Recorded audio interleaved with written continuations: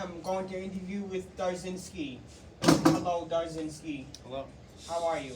I'm doing great. My question number 13 is, can you tell us about the concert event? Yes, let's talk about Rockpalooza.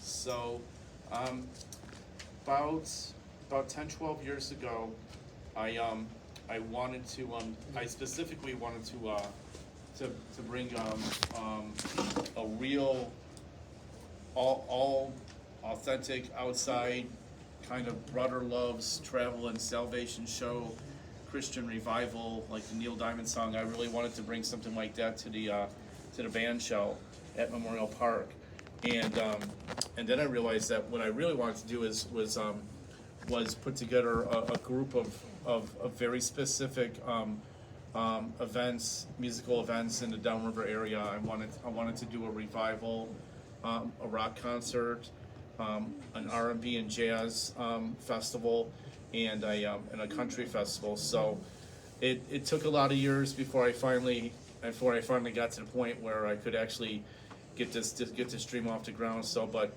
Rockpalooza is the first one, and I want to do all these events at venues in the Downriver area because I really think it's important to brand Downriver as this area where there's trendy and cool stuff going on. I think sometimes the idea of Downriver is that it's just a bunch of street fairs and church festivals, and those are all very nice. But I wanted to make sure that I was one of the business owners that would promote events that were family oriented and in good place for people to go on dates and just good family fun. So Rockpalooza is the first one, and that's going to be June 18th at the Yak Arena in Wyandotte, and that's at 3131 3rd Street.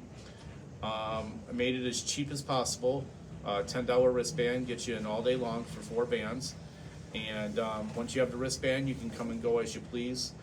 And I wanted to make sure that I teamed up with nonprofit organizations to help run it, like the Mixter Institute, and then the American Legion Post 217 in Wyandotte, and the Michigan Leadership Group, which is a bona fide grassroots organization.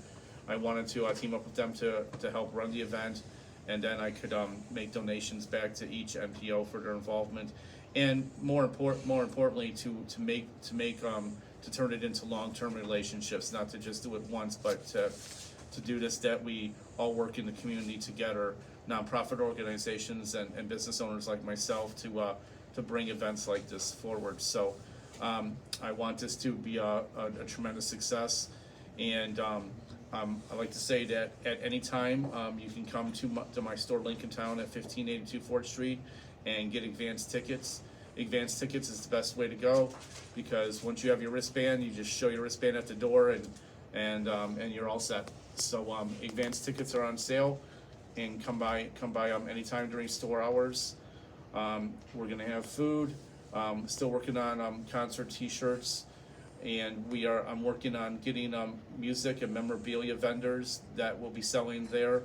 We're gonna have a KISS costume concert, since our headlining band is Detroit Rock City, which is a KISS tribute band, and so we're gonna have a KISS costume concert. So if you think you can put together a KISS costume that can go the distance, put your costume together, and we'll have a professional costume, an actual professional costume designer who used to work in New York City for decades, and she lives right here in Lincoln Park, and she's going to be part of one of my judges. So make sure your costume is authentic and ready to go, because this lady is a true lifelong professional in costume design within the film and TV industry. So we're about 5 weeks out, still looking to get a few more sponsors on board that want to contact me. Any sponsor out there that wants to help, we're happy to have you. Today, the commercial ads that I bought on WCSX are starting. So, and the easiest thing to do is just go to Google or go to Facebook and type in Rockpalooza, Palooza. Type in Rockpalooza, and one of the events will pop up. And just go to the website, look at everything. The bands are going to be great. We have UC3 that's acoustic trio, and they are they're out of Sterling Heights, and they do pop and rock from the 70s through today. A fabulous female singer. Then we have a 90s grunge band. I want to make sure that I encompassed all the different areas of rock and roll.